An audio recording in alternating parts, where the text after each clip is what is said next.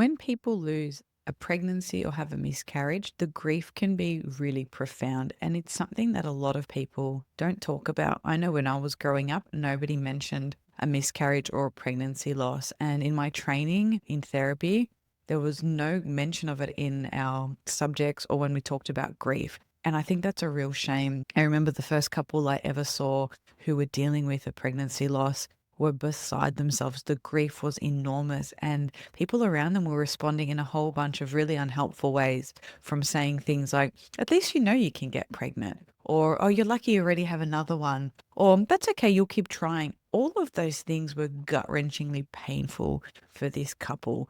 And it had me thinking about how do we support people when there's been a pregnancy loss or a miscarriage. And I don't think that the support is sufficient. I don't think that there's enough in our therapy training. I don't think that there's enough literature out there. There is one really great resource I discovered recently called Pink Elephant, and they provide a lot of different support, some group work, some resources. So check that out. They also have a podcast and some really great resources. But one of the visuals that I liked, and I discovered this yesterday, this pie chart is the different elements or different facets of life that can be impacted through loss. And I want to go through them in a little bit of detail around how they might be impacted by a miscarriage.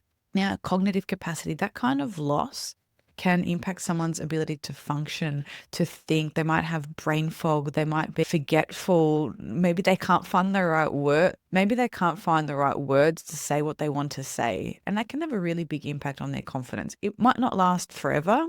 It probably won't last forever.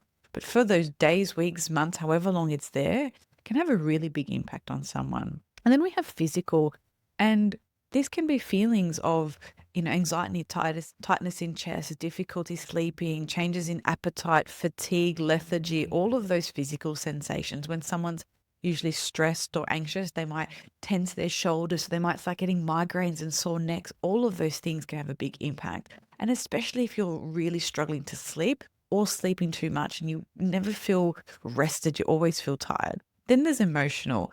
This one is significant. I mean, all of them are significant. This is the feelings, the bereavement feelings, the grief, the loss, the despair, the hopelessness, lack of control, anxiety, hypervigilance. All of these feelings and many more can come up.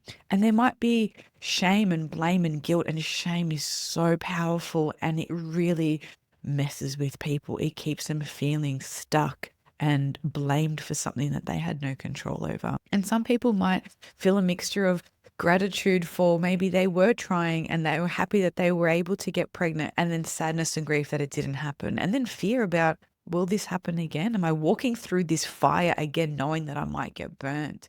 There's so many mixed emotions here, and if you're a therapist working in this space, you could spend several sessions unpacking all of those things and really keep an eye out for shame, because that can be part of what makes it hard for someone to talk about. The next one here is beliefs, and this can challenge your beliefs about yourself.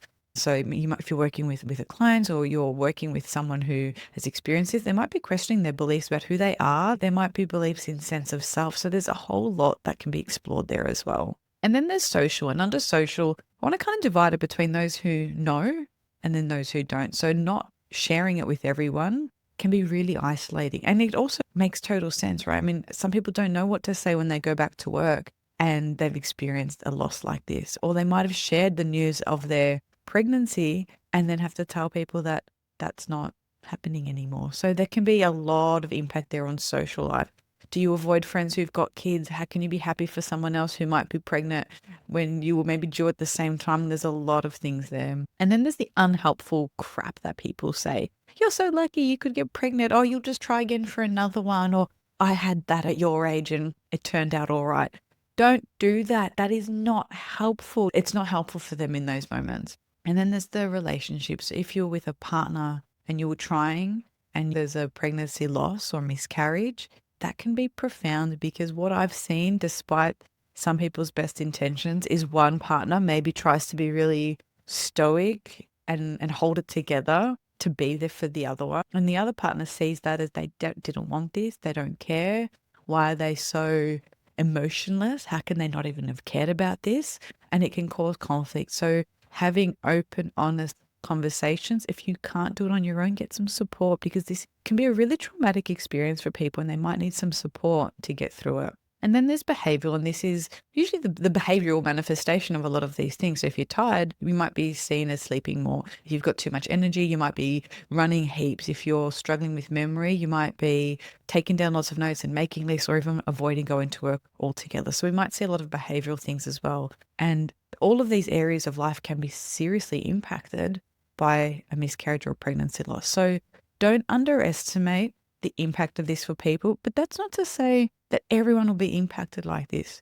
And it's okay if you are, and it's okay if you're not. It's for those who are and who need the support that they feel comfortable to reach out for it, to find some resources that are helpful and to get that support that they need. And if you're working with someone, with a couple or with an individual who experiences a miscarriage and pregnancy loss, check in how they're going and if that grief needs some extra support